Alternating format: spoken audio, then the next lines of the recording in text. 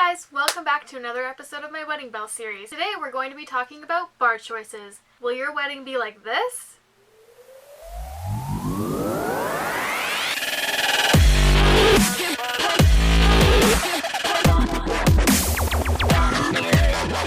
Or will it be like this? So, fun wedding, eh? Yeah, I mean, it's alright, I guess. How's that water taste? Oh, it's alright. It's refreshing.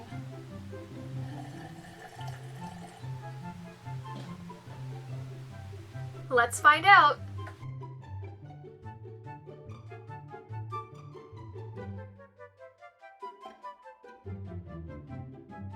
So, I'm going to start off by saying that this can kind of be a controversial topic in wedding planning.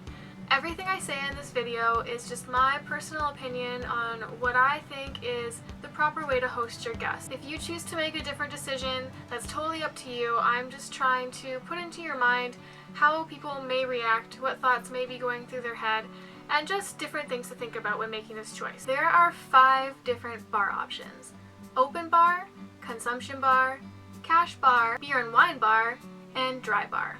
So the number one I'll be talking about is open bar, which is the choice that Peter and I made.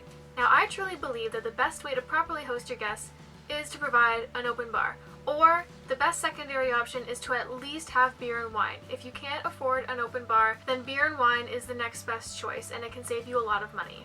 Now, there's a couple of reasons why people don't think an open bar is a good choice, and I'll tell you why these reasons are absolutely ridiculous. The first of these reasons, and I love how people word it too, they often say, "I don't want people getting drunk on my dime." Look at it this way. Evaluate your friends and family.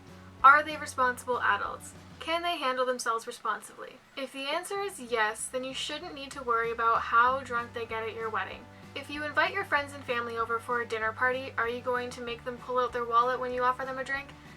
I've got to say, it was wonderful of you to invite us for dinner tonight. Oh, no problem. We should do this more often. Yeah, definitely. It was great having you. Do you want a drink or I would anything? love a drink. Do you have a beer, maybe? Yeah, sure. Excellent, thanks.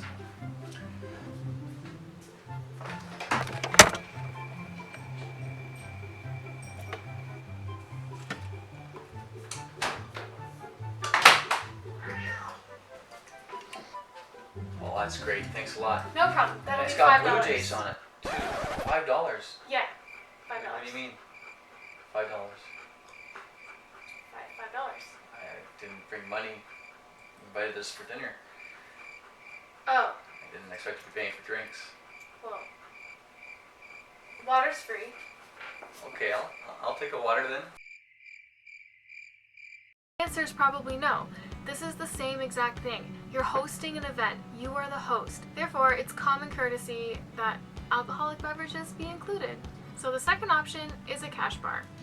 A lot of people think that cash bar is a good option because it will save them a lot of money, and they think that they're still at least giving their guests the option to buy alcohol if they so choose. From my point of view, I don't want my guests ever opening their wallets at my wedding for any reason whatsoever. I've read a lot of wedding forums on the internet since I've been engaged, and you will have no idea the amount of people who post how they feel about cash bars. It's a very heated topic. I've seen so many people say that if they go to a wedding and find out it's a cash bar, guess where that money is coming from?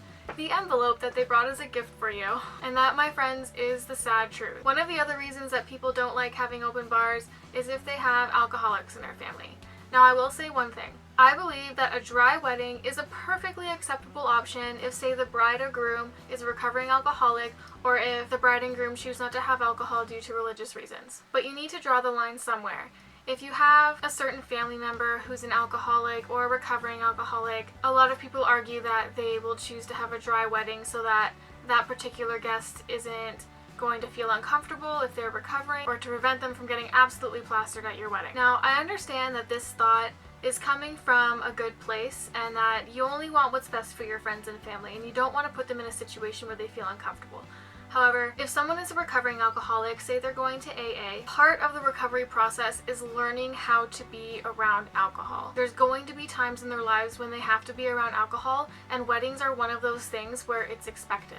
So is it really fair to be a poor host to, say, 150 of your guests just to cater to one guest who has made poor choices in their life. On the other hand, if there's a friend or family member who is not yet in recovery, the reality is that they're going to find a way to get drunk regardless of whether you have alcohol on the premises or not, which almost makes the situation even more dangerous because then there's not a licensed bartender on site to control consumption. So these are just some things to think about when making your bar choices. Another option is to do a consumption bar. This one kind of toes the line between an open bar and a cash bar. A consumption bar basically means that you pay for an open bar up to a certain point, and then once you reach your budget that you set, then guests have to pay for their drinks onward. But I still don't really consider it a very good option because once again, you don't want your guests to ever have to open their wallet at your wedding, and it can get very confusing because at the beginning of the night, it's an open bar and people think, oh great, you know, I can have anything that I want, not have to worry about it, but then suddenly at some random unforeseen time in the night,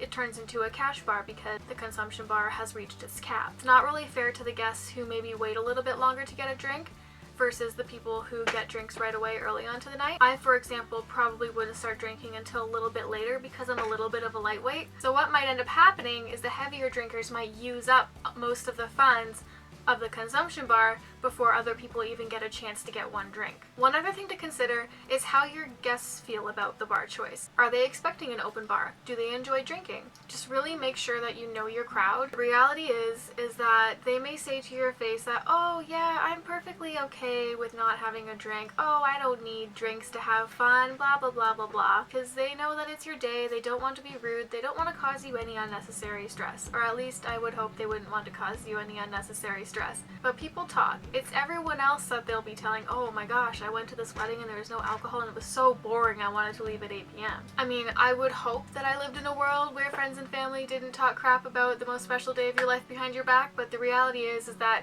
people love to gossip, people love to talk about their experiences, and this is one of them.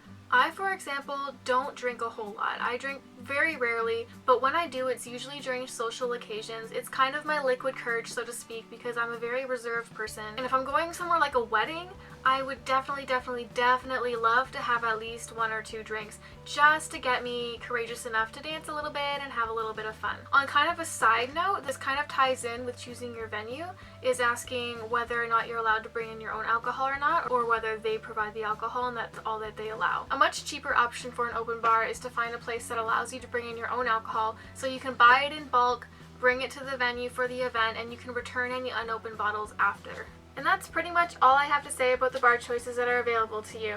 Thank you so much for watching. I hope you come back in the future to watch my Wedding Bell series. Don't forget to hit that like button and hit that subscribe button. Bye!